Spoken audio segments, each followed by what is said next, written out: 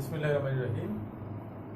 একাদশ এবং দ্বাদশ শ্রেণীর শিক্ষার্থীবৃন্দ, আসসালামু আলাইকুম। আজকে আমাদের নির্ধারিত ক্লাস অ্যাকাউন্টিং। আমরা আজকে যেটা নিয়ে কথা বলবো সেটা হচ্ছে অংশীদারি কারবার। তোমরা যারা অনলাইনে আমাদের সাথে যুক্ত হয়েছো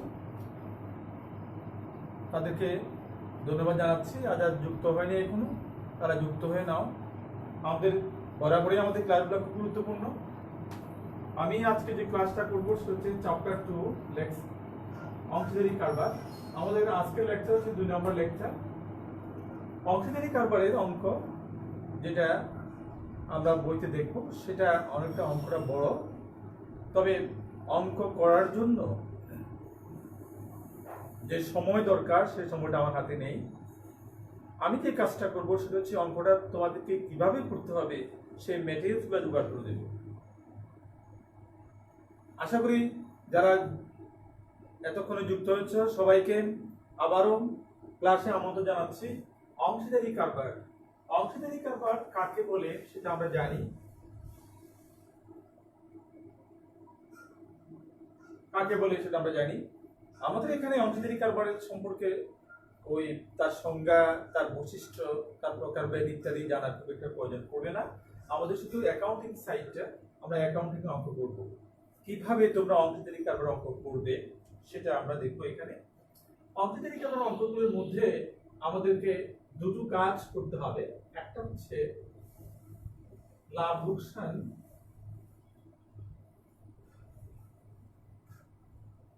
আবন্টন হিসাব। আবন্টন হিসাব এই কাজটা আমাদের করতে হবে।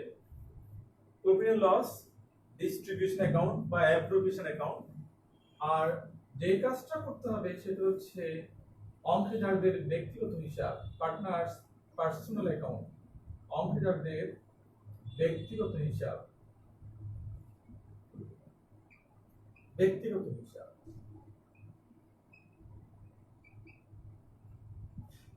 এই লাভ লোকসান আবন্টন হিসাব এটা প্রতিষ্ঠান নিজে করবে, নিজে কারবারের নিজে। আর অংশীদারদের ব্যক্তিগত হিসাব হচ্ছে যার যার ব্যক্তিগত ব্যক্তিগত ব্যক্তিগত হিসাবগুলো কি? অংশীদার যারা থাকবে তাদের মূলধন হিসাব, তাদের উত্তোলন হিসাব, তাদের ঋণ হিসাব, তাদের চলতি হিসাব ইত্যাদি এই জাতীয় হিসাবগুলো হচ্ছে যার যার ব্যক্তিগত। ব্যক্তিগত হিসাবগুলো করা হয় দুটো পদ্ধতিতে। এক নম্বর হচ্ছে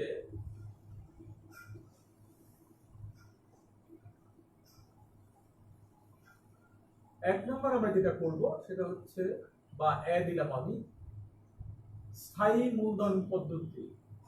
স্থায়ী মূলধন পদ্ধতি। এই স্থায়ী মূলধন পদ্ধতি অনুসরণ করলে এখানে অ্যাকাউন্ট করতে হবে দুইটা। এই পদ্ধতি যদি অনুসরণ করা হয় সেখানে অ্যাকাউন্ট করতে হবে দুইটা। এক, অংশীদারদের মূলধন হিসাব।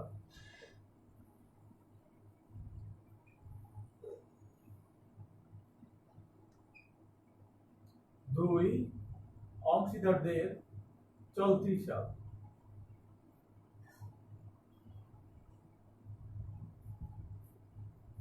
দ্বিতীয় যেটা আমরা করব সেটা হচ্ছে পরিবর্তনশীল মূলধন পদ্ধতি। পরিবর্তনশীল মূলধন পদ্ধতি। মূলধন পদ্ধতি। পরিবর্তনশীল মূলধন পদ্ধতির বেলায় কাজ করতে হবে একটা, অংশীদারদের মূলধন হিসাব।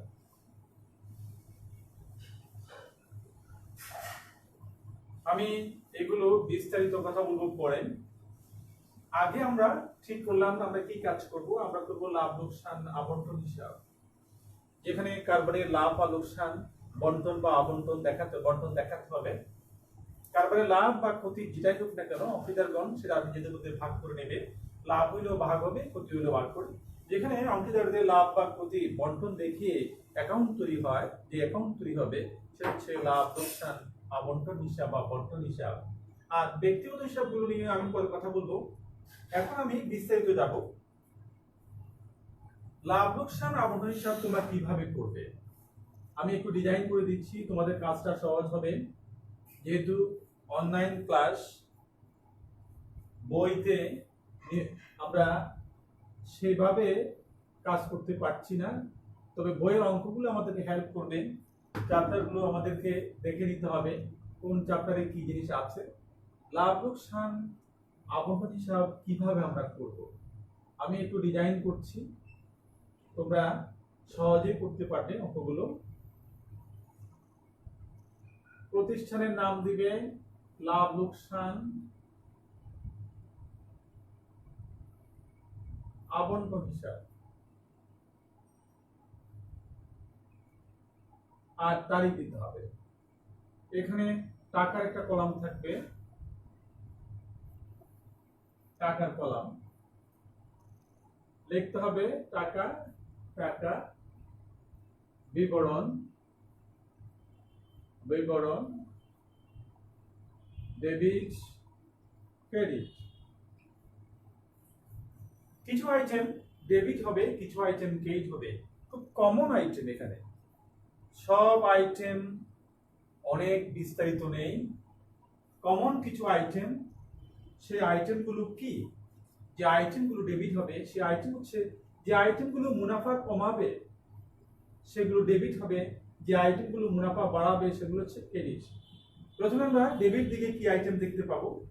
আমরা জানি যে অংশীদারি কারবার যারা করবেন, যে কয়জন মিলে অংশীদারি কারবার হবে, সে অংশীদারি কারবার এর যারা অংশীদার থাকবে তারা যদি মূলধনের সুদ পায় তাইলে সেখানে মূলধনের সুদ লিখতে হবে মূলধনের সুদ, মূলধনের সুদ। তো যদি তিনজন অংশীদার থাকে এক্স ওয়াই জেড, যার মূলধন যত যোগ করে এখানে মূলধনের সুদ যত এখানে বসিয়ে দেব। তবে এই মূলধনের সুদটা তাদের ব্যক্তিগত হিসাবে মূলধন হিসাব অথবা চলতি হিসাবে যাবে, সেই জন্য এখান থেকে লিখতে হবে অংশীদারদের মূলধন বা চলতি হিসাব, অংশীদারদের মূলধন হিসাব অথবা চলতি হিসাব, এই কথাটা লিখতে হবে। আসলে বাস্তবে এটা হচ্ছে মূলধনের সুদ। তাইলে মূলধনের সুদ যার যত হবে তত আমরা ডেবিট করব, কারণ মূলধনের সুদ কারবারের মুনাফাকে কমাবে। কোন অংশীদার যদি বেতন পায়, নাম্বার 2 বেতন, অংশীদারদের মূলধন অথবা চলতি হিসাব বেতন। তো ঠিক সিমিলার, বেতনও যদি তিনজন পায় সব যোগ করে এখানে আনতে হবে বেতন। নাম্বার 3 অংশীদারদের মূলধন বা চলতি হিসাব বা ঋণ হিসাব, অংশীদারদের মূলধন বা চলতি বা ঋণ হিসাব, ঋণ হিসাব ব্র্যাকেটে হচ্ছে ঋণের সুদ, ঋণের সুদ। অংশীদারগণ যদি ঋণের সুদ পায় সেক্ষেত্রে সেটাকে ডেবিট করতে হবে, এখানে আনতে হবে। নাম্বার 4 কোন অংশীদার যদি কমিশন পায়, কমিশন পায়, অংশীদারদের মূলধন হিসাব বা চলতি হিসাব, চলতি হিসাব কমিশন। যদি কমিশন পায়, ঋণের সুদ পায়, বেতন পায়, মূলধনের সুদ পায়, তাহলে এই আইটেমগুলো আসলে বাস্তবে মূলধনের সুদ, বেতন, ঋণের সুদ, চলতি হিসাব, কমিশন, এই আইটেমগুলো ডেবিট হবে। এখন আসবো কি আইটেম, কোন আইটেমগুলো ক্রেডিট হবে। আমাদের ক্রেডিট আইটেম প্রথম 1 নম্বর আইটেম হচ্ছে নেট মুনাফা। নেট মুনাফা আমরা শুরুতে বলেছি যে আমাদের এই অ্যাকাউন্ট করার উদ্দেশ্য হচ্ছে কারবারের মুনাফা বা ক্ষতি যেটাই হোক না তাকে বন্টন করতে হবে, বন্টন দেখাতে হবে। নেট মুনাফা এটা এখানে লিখতে হবে এটা কোথায় পাবো? এটা অঙ্কে দেয়া থাকবে আমাদের জন্য। নাম্বার 2, অংশীদারদের মূলধন অবলিক চলতি হিসাব উত্তোলনের সুদ। যদি উত্তোলনের সুদ থাকে তাহলে সেটাকে এখানে আনতে হবে। তবে সিমিলার তিনজন থাকলে এক্স ওয়াই জেড যোগ করে আনবো। আমার বোর্ডে এত জায়গা নেই, সেই জন্য আমি লিখতে পারছি না। তোমরা একটু দেখে নেবে, তোমাদের বইতে অঙ্কগুলো করে দেয়া আছে। নাম্বার 3,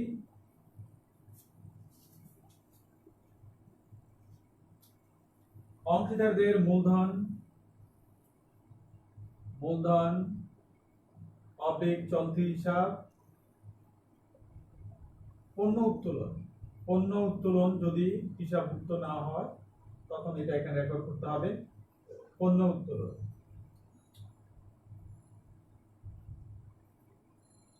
নাম্বার 4, অসমন্বিত আয় বিবরণীতে অসমন্বিত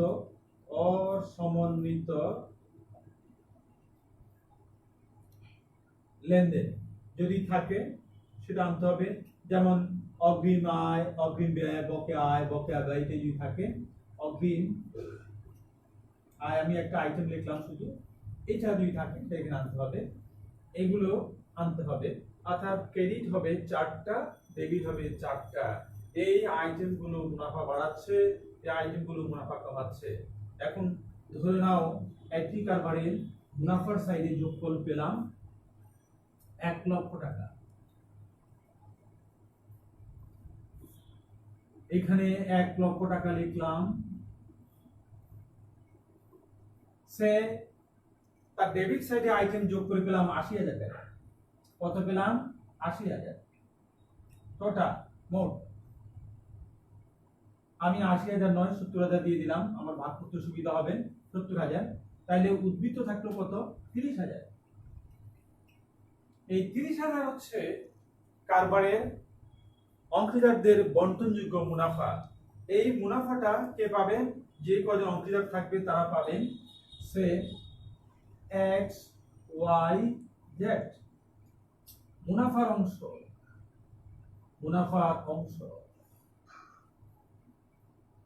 আমি যদি সমান অংশে ধরি তাহলে এক্স 10,000, ওয়াই 10,000, জেড 10,000 সমান 30,000।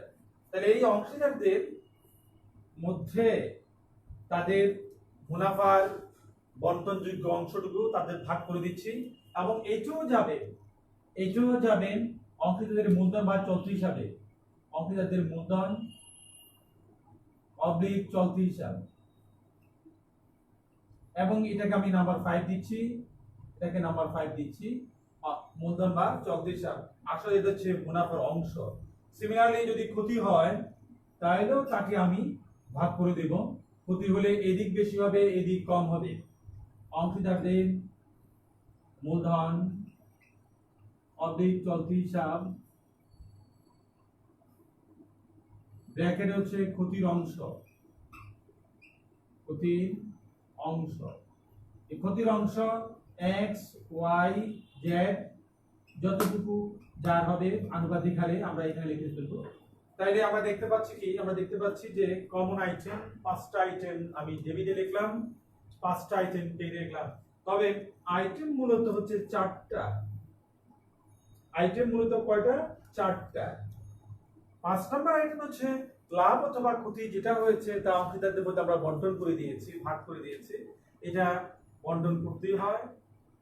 এখানে ডেবিট দিকে আইটেম হচ্ছে মূলধনের সুদ, বেতন, ঋণের সুদ, কমিশন। এই 4টা আইটেম ডেবিট হবে। আর 4টা আইটেম কি হবে? নিট মুনাফা যেটা অঙ্কে দেয়া থাকবে, উত্তোলনের সুদ আমরা প্রয়োজনে বের করে নেব, পণ্য উত্তোলন থাকলে সেটা আনবো, এবং অসমন্বিত কোনো আইটেম যদি থাকে, আয় বিবরণীতে যদি কোনো আইটেম সমন্বয় না করা হয় সেটাকে এখানে এনে সমন্বয় করে নিতে হবে। এরপরে কারবারের লাভ বা ক্ষতি যেটা হয় ভাগ করব। লাভ হলে তাদের মধ্যে ভাগ করে দেব, ক্ষতি হলেও তাদের মধ্যে ভাগ করে দেব। এটা হচ্ছে অংশীদারি কারবারের লাভ লোকসান আবন্টন হিসাব। এটা করবে কে? এটা করবে কারবার। কারবার কারবার এই অ্যাকাউন্টটা করে এর আগে কারবার কিন্তু করে নেবে বিশদ আয় বিবরণী। আমরা জানি যে এক মালিকানা কারবার, অংশীদারি কারবার এবং যৌথ মূলধনী কোম্পানি, 3 রকম প্রতিষ্ঠান, ব্যবসা প্রতিষ্ঠান পাওয়া যায় মূলত। এর মধ্যে এক মালিকানা কারবার অঙ্ক আমরা করেছি। আজকে যেটা আমরা করছি অংশীদারি কারবার অঙ্ক। অংশীদারি কারবারের অঙ্ক করতে গেলে সেখানেও আয় বিবরণী তৈরি করতে হয়, সেখানেও তোমার আর্থিক অবস্থার বিবরণী তৈরি করতে হয়, সেখানেও মালিকানা সত্ত্ব বিবরণী তৈরি করতে হয়। কিন্তু তোমাদের বইতে যে যতটুকু সিলেবাস দিয়েছে ততটুকু হচ্ছে লাভ লোকসান আবন্টন হিসাব, এইটুকু করতে হবে আর ব্যক্তিগত হিসাব করতে হবে। তাইলে লাভ লোকসান আবন্টন হিসাব করা হয় আয় বিবরণী করার পরে। আয় বিবরণী তৈরি করে আমরা নিট লাভ বা নিট ক্ষতি বের করব এবং সেই নিট লাভ বা নিট ক্ষতি কিভাবে কোন খাতে কিভাবে বণ্টিত হবে সেটা এখানে দেখিয়ে দিব। এখানে লক্ষণীয় যে আবন্টন হিসাবে যে আইটেমগুলো আসছে, বেশ সব আইটেমগুলো প্রায় অংশীদারদের নিজস্ব আইটেম। সেম আমি এখানে দেখতে পাচ্ছি বেতন, অংশীদারদের বেতন। এই অংশীদারদের বেতন এখানে আসছে, কিন্তু কর্মচারী যদি বেতন হতো তাহলে সেটা যেত আয় বিবরণীতে। তাইলে এই আইটেমগুলো অংশীদার রিলেটেড, অংশীদার সংগত আইটেম। এই আইটেমগুলো আমরা যোগ বিয়োগ করে মুনাফা পাবো নাহলে ক্ষতি পাবো। মুনাফা হইলেও তাদের মধ্যে বন্টন করে দেব, ক্ষতি হলেও তাদের মধ্যে বন্টন করে দেব। তবে লক্ষণীয় বিষয় যে কিভাবে বন্টন করবে, বন্টনের বিষয়টা প্রশ্নে বলা থাকবে, সে অনুযায়ী আমরা বন্টন করে নেব। যদি প্রশ্নে কিছু বলা না থাকে তাহলে আমরা সমান হারে বন্টন করে দেব। তাহলে বন্টনের ঝামেলা আমাদের খুব একটা নেই, অঙ্কের মধ্যে বলে দিবে বন্টনের বিষয়, আমরা সেভাবে এটাকে বন্টন করে নেব। এখন আমি অংশীদারদের ব্যক্তিগত হিসাবগুলো দেখাবো কিভাবে তোমরা করবে অংশীদারদের ব্যক্তিগত হিসাবগুলো। আমি আগে বলেছি যে অঙ্ক করতে অনেক সময় লাগবে, অত সময় আমার হাতে নাই, যেহেতু আমরা নিয়মিত ক্লাস করতে পারছি না, সেই জন্য অঙ্কের ডিজাইন আমি করে দিচ্ছি তোমরা যাতে বাসায় বসে অঙ্ক করতে পারো। এই অঙ্কটাও আমি সেট করেছি পরীক্ষার প্রশ্নে, তোমরা ভালোভাবে দেখে নিবে, তাহলে করতে পারবে। আমি এখন অংশীদারদের ব্যক্তিগত হিসাবে 1 নাম্বার যেটা, সেটা হচ্ছে স্থায়ী মূলধন পদ্ধতি। স্থায়ী মূলধন পদ্ধতি, স্থায়ী মূলধন পদ্ধতি। এই পদ্ধতিতে কিভাবে ব্যক্তিগত হিসাবগুলো করা হবে। স্থায়ী মূলধন পদ্ধতিতে অ্যাকাউন্ট করতে হয় দুইটা। স্থায়ী মূলধন পদ্ধতিতে অ্যাকাউন্ট করতে হয় দুইটা। আগে বলেছি একটা হচ্ছে অংশীদারদের মূলধন হিসাব, অংশীদারদের মূলধন হিসাব, এটা এ। আরেকটা হচ্ছে অংশীদারদের চলতি হিসাব। স্থায়ী মূলধন পদ্ধতিতে দুটো অ্যাকাউন্ট করতে হয়, একটা হচ্ছে অংশীদারদের মূলধন হিসাব, আরেকটা হচ্ছে অংশীদারদের চলতি হিসাব। চলতি হিসাব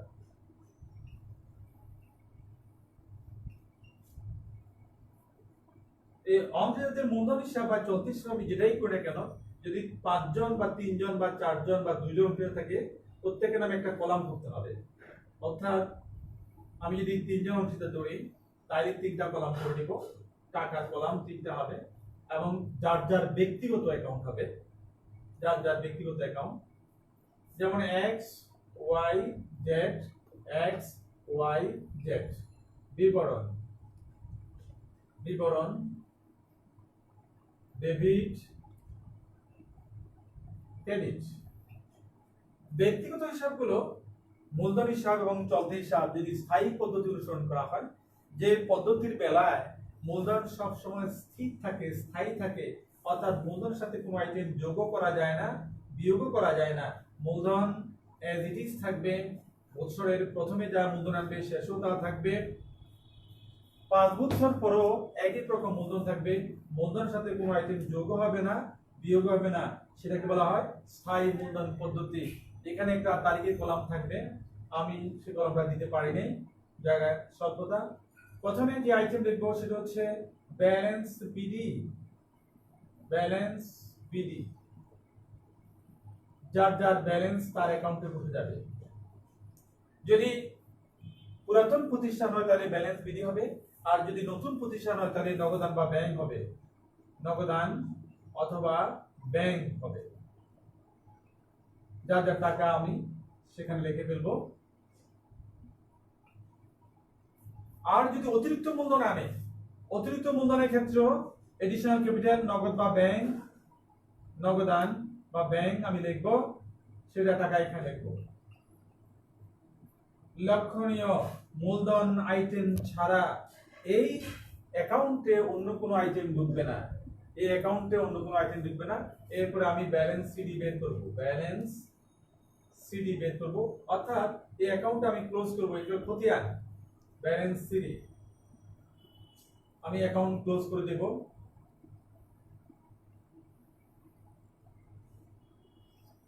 তাহলে মূলধন হিসাবে শুধুমাত্র মূলধনকে দেখতে পাচ্ছি। মূলধনের ব্যালেন্সটাকে লিখবো, নতুন প্রতিষ্ঠান হলে নগদান লিখবো, অতিরিক্ত মূলধন আনলে সেটা নগদান হিসাবে আমরা রেকর্ড করব। তিনটা আইটেমের বেশি এখানে পাওয়া যাবে না। এরপরে অঙ্কিতাদের চলতি হিসাব, এখানেও আমি ঠিক সিমিলার ঘর করব।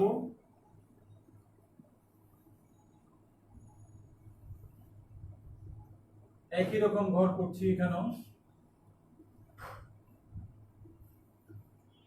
X Y Z, X Y Z, debit credit. এখন এখানে কোন আইটেম আসবে? এখানে আসবে, এখানে আমরা যেটা দেখেছি মূলধন যা এনেছেন, মূলধন যা ছিল সেটাকে। আর এখানে দেখাবো যে মূলধনের বাইরে আরো কিছু আইটেম থাকবে, সে আইটেমগুলো এখানে দেখাবো। মূলধনের বাইরে কি থাকবে? আমরা জানি যে অংশীদারি কারবারের মূলধনের বাইরেও আইটেম থাকে। যেমন মুনাফা হলে মূল তারা কি করে মুনাফাটা যোগ করে নেয়। আমরা দেখতে পাচ্ছি এখানে মূলধনের সুদ আছে, বেতন আছে, ঋণের সুদ আছে, কমিশন আছে, মুনাফার অংশ আছে। তাহলে এই আইটেমগুলো আমি এখানে নিয়ে আসবো। এখানে দেখতে পাচ্ছি যে উত্তোলনের সুদ আছে, পণ্য উত্তোলন আছে, অসম্মিলিত অন্য আইটেম থাকতে পারে, সেগুলোকে আমি এখানে নিয়ে আসবো। ক্ষতির অংশ নিয়ে আসবো। তাইলে এই কাজটা করার সময় আমাকে মনে রাখতে হবে, যখনই তুমি দেখবে যে ক্ষতি হিসাব করছো তখন বুঝবে এটা খতিয়ান। খতিয়ানের ডেবিট ক্রেডিট দুদিক হয় এবং খতিয়ানের ব্যালেন্সিং করে নিতে হয়। তাহলে যে আইটেম অংশীদারদের পাওনাকে বাড়াবে সেটা ক্রেডিট হবে, যে আইটেম অংশীদারদের পাওনাকে কমাবে সেটা ডেবিট হবে। লক্ষণীয়, এদিকে আইটেমগুলোর সবগুলো অংশীদারদের পাওনা বাড়িয়েছে, এই আইটেমগুলো ক্রেডিট হবে। আর এদিকের আইটেমগুলো অংশীদারদের পাওনা কমিয়েছে, সেগুলো ডেবিট হবে। এখানে লক্ষণীয়, মূলধন তো যার যার পাওনা ছিল, যেহেতু আমরা স্থায়ী পদ্ধতি করছি সেজন্য মূলধনকে আলাদা রাখতে হয়েছে আমাদেরকে। মূলধনের সাথে কোনো আইটেম আমরা যোগ করতে পারছি না, বিয়োগ করতে পারছি না। যদি যোগ বিয়োগ করি তাহলে আর স্থায়ী থাকবে না, পরিবর্তন হয়ে যাবে। সেই জন্য এখানে যেটা লিখবো সেটা হচ্ছে এই আইটেমগুলো আসবে এখান থেকে, আবন্টন থেকে আসবে। লাভ লোকসান আবন্টন হিসাব, লোকসান আবন্টন হিসাব কি হতে পারে? অংশীদারদের মূলধন হিসাব, মূলধনের সুদ, যার যার সুদ তার কলামে বসে যাবেন। তারপরে অংশীদারদের বেতন, যার যার বেতন তার অ্যাকাউন্টে চলে যাবেন। যদি ঋণের সুদ থাকে, ঋণের সুদ সেটা থাকলে যার যার সুদ সেখানে চলে যাবেন। কমিশন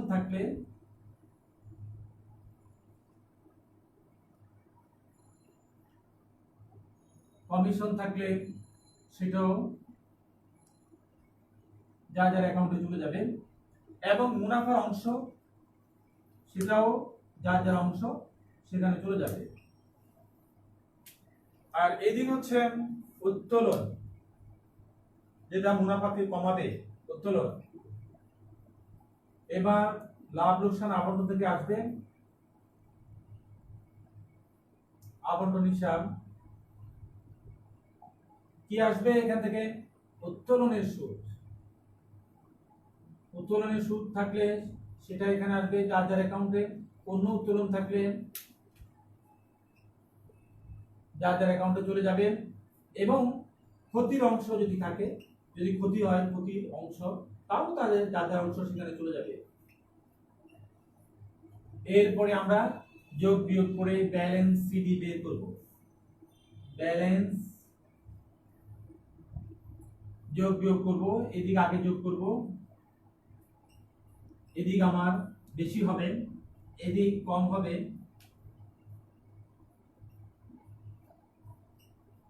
ব্যালেন্স সিডি আমি বের করব। ব্যালেন্স সিডি যেমনটা তোমরা খতিয়ান করে থাকো, ঠিক খতিয়ানের যে ব্যালেন্স সিডি সেটা এখানে বের হবে। অর্থাৎ মনে রাখতে হবে এইটাও খতিয়ান, এটাও খতিয়ান।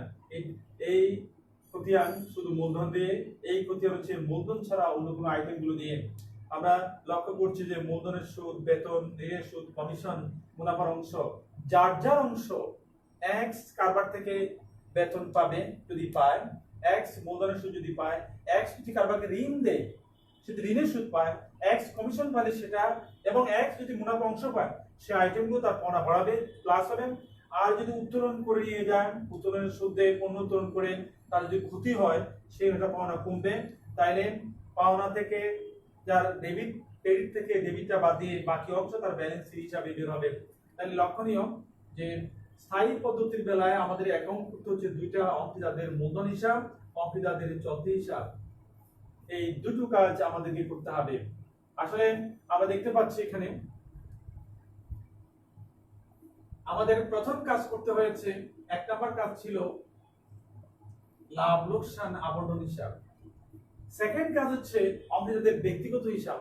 ব্যক্তিগত হিসাবগুলো করা হয় দুটি পদ্ধতিতে, একটা হচ্ছে ফিক্সড ক্যাপিটাল মেথড আর একটা হচ্ছে fluctuating capital method. Fixed capital মেথডের ক্ষেত্রে আমরা দুটো অ্যাকাউন্ট করব, অংশীদারদের মূলধন হিসাব, অংশীদারদের চলতি হিসাব। মূলধন হিসাবে শুধুমাত্র মূলধন আসবে, অন্য কোনো আইটেম আসবে না। চলতি হিসাবে মূলধন ছাড়া অংশীদারদের পাওনা বাড়ায় সে আইটেমগুলো এবং অংশীদার পাওনা কমায় সে আইটেমগুলো আসবে। যে আইটেমগুলো পাওনা বাড়াবে সেগুলো ক্রেডিট হবে, যে আইটেমগুলো পাওনা কমাবে সেটা ডেবিট হবে। এইভাবে করে আমরা ব্যালেন্স শীট বের করব। তাহলে দেখা যাচ্ছে যে স্থায়ী পদ্ধতিতে মূলধন হিসাব এবং চলতি হিসাব করা হবে, এবং মূলধন এবং চলতি হিসাব এই অ্যাকাউন্টের ব্যালেন্স সিডি বা যেটা উদ্বৃত্ত বের হবে, এই দুই উদ্বৃত্তই অংশীদারগণের পাওনা বুঝাবেন। অর্থাৎ মূলধন অ্যাকাউন্ট থেকে মূলধন বাবদ সে কারবারের কাছে এত টাকা পাওনা আছে, আর অন্যান্য আইটেম বাবদ সে এত টাকা পাওনা আছে, আসলে দুটো মিলেই তার পাওনা। এখন যেটা দেখাবো সেটা হচ্ছে যদি আমরা পরিবর্তনশীল পদ্ধতি করি, পরিবর্তনশীল পদ্ধতি করি যদি, তাহলে আমরা কিভাবে এটাকে প্লেস করব। আবর্তন সর্বক্ষেত্রে সমান করতে হবে। ব্যক্তিগত হিসাবে বেলায় দুই নিয়মে করতে হবে, কিন্তু আবর্তনের ক্ষেত্রে কোনো নিয়ম নেই, একই নিয়ম সবাইকে করতে হবে। যদি পরিবর্তনশীল পদ্ধতি হয়, ফ্লাকচুয়েটিং মেথড আমরা যাকে বলি, পরিবর্তনশীল পদ্ধতি, পরিবর্তনশীল পদ্ধতি, পরিবর্তনশীল পদ্ধতিতে যদি আমি অঙ্ক করি, একটা বিষয় খেয়াল রাখতে হবে কোন পদ্ধতি করব আমাদের অঙ্কে বলে দেবে। আমরা ইচ্ছা মতো কোনো কাজ করতে পারবো না, অঙ্ক আমাদেরকে বলে দেবে যে আমরা কোন পদ্ধতিতে কাজটা করব।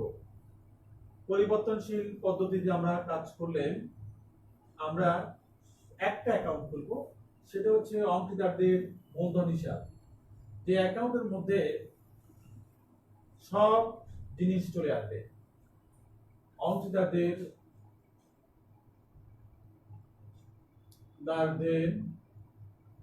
মূলধন হিসাব, debit credit, X Y Z, X Y Z.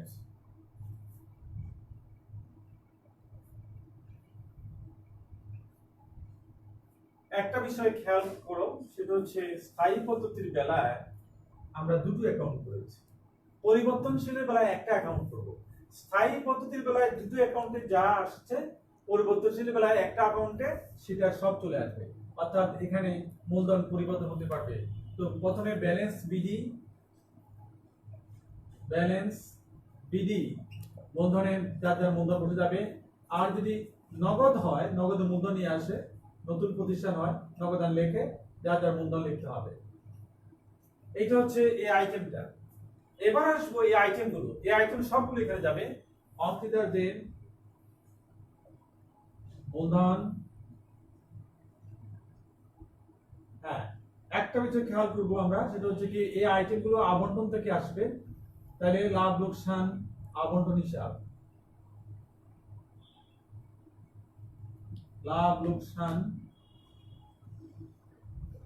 আবন্টন হিসাব কি আসতে পারেন, মূলধনের সুদ, যার মূলধনের সুদ সেখানে চলে যাবে।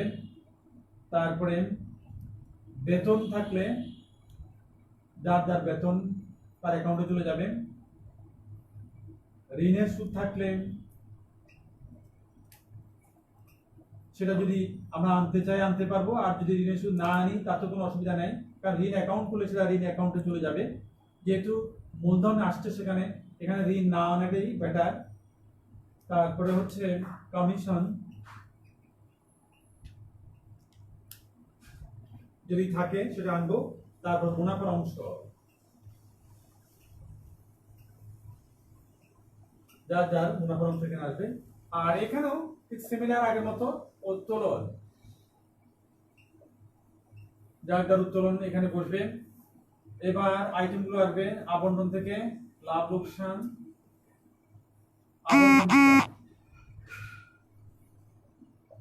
কি হতে পারে, আবন্টন থেকে আসতে পারেন উত্তোলনের সুদ,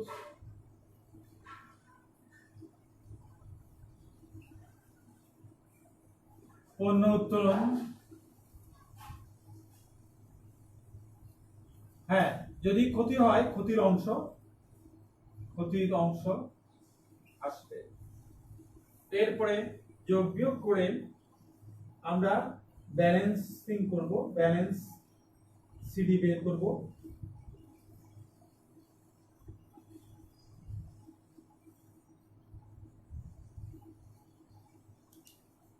ব্যালেন্স সিডি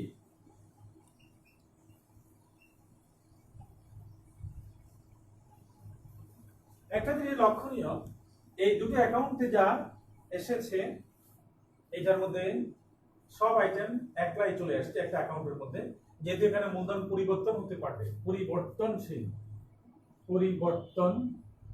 মূলধন পদ্ধতি, মূলধন পরিবর্তন হতে পারে, মূলধনও আসছে প্লাস অন্য আইটেম আসবে। এখন এসে কি হচ্ছে, মূলধন পরিবর্তন হয়ে যাবে। সে মূলধন 1 লাখ টাকা নিয়ে আসছে, এখন যোগ বিয়োগ করে দেখা যাবে 1.5 লাখ টাকা মূলধন হয়ে গেছে। তো কাজে এখানে পরিবর্তন হতে পারবে, এখানে পরিবর্তন হতে পারবে না। যে পদ্ধতির বেলায় মূলধনকে পরিবর্তন করা যায় না সেটা হচ্ছে মূলধন স্থায়ী মূলধন পদ্ধতি, আর যেখানে মূলধন পরিবর্তন হবে সেটা হচ্ছে পরিবর্তনশীল মূলধন পদ্ধতি। পরিবর্তনশীল মূলধন পদ্ধতি এবং স্থায়ী মূলধন পদ্ধতির অঙ্ক একই রকম, এখানে দুটো অ্যাকাউন্টে যা আসছে এখানে একটা অ্যাকাউন্টে তা আসছে। আর যেটা আমরা করব সেটা হচ্ছে লাভ লোকসান আবন্টন হিসাব, সেটা সর্বক্ষেত্রে করতে হবে। তবে কোন পদ্ধতি অনুসরণ করব সেটা প্রশ্নে দেয়া থাকবে, আমরা প্রশ্ন দেয়া অনুযায়ী কাজ করব। কারবারে লাভ বা ক্ষতি যেটা হোক সেটা বন্টন করে দেব। আশা করি তোমরা ক্লাসগুলো শুনছ এবং দেখছো আমি কিভাবে কাজ করছি। যেহেতু আমাদের সময় কম সেই জন্য আমরা অনেক কাজ করতে পারছি না। তোমরা যে কাজটা করবে সেটা হচ্ছে তোমাদের বইতে ঢুকবে, বইতে ঢুকে অংশীদারি কারবারে এই চ্যাপ্টারে যাবে, গিয়ে সেখানে দেখবে উদাহরণে 1 2 3 অঙ্কগুলো করে দেয়া আছে, দেখবে কিভাবে করেছে। যেহেতু অঙ্ক তোমরা করো নাই, অঙ্ক কিভাবে করতে হবে সেটাও জানো না, অঙ্কের মধ্যে কি আছে সেটাও জানো না, সেজন্য আমি অঙ্ক ডিজাইন করে দিলাম। আমি অঙ্ক করতে পারি নাই কারণ আমার হাতে সময় নেই। তো তোমরা যারা ক্লাস দেখেছো এখন অনলাইনে, তোমাদেরকে অসংখ্য ধন্যবাদ। আর যারা দেখো নাই, যুক্ত হও নাই, তারা ইউটিউব এবং ফেসবুকে আমাদের এই ক্লাসগুলো চলে যাবেন, সেখান থেকে দেখে নেবেন। আমি বিশ্বাস করি তোমরা যদি আমার ক্লাসগুলো শুনো, দেখো, তাহলে অঙ্কগুলো সহজে করতে পারবে। পরীক্ষা যে অঙ্ক সেট করেছি সেটা খুব সহজ অঙ্ক, কাজে তোমরা আমার ক্লাসগুলো শোনার চেষ্টা করবে, তাইলে তোমাদের অঙ্কগুলো করতে খুব সহজ হয়ে যাবে। এতক্ষণ আমার সাথে ক্লাসে যুক্ত থাকার জন্য ধন্যবাদ, এবং সবাই ধৈর্য ধরে ক্লাস শুনেছ, আবারও ধন্যবাদ জানাচ্ছি। আজকের ক্লাস এখানে শেষ করছি।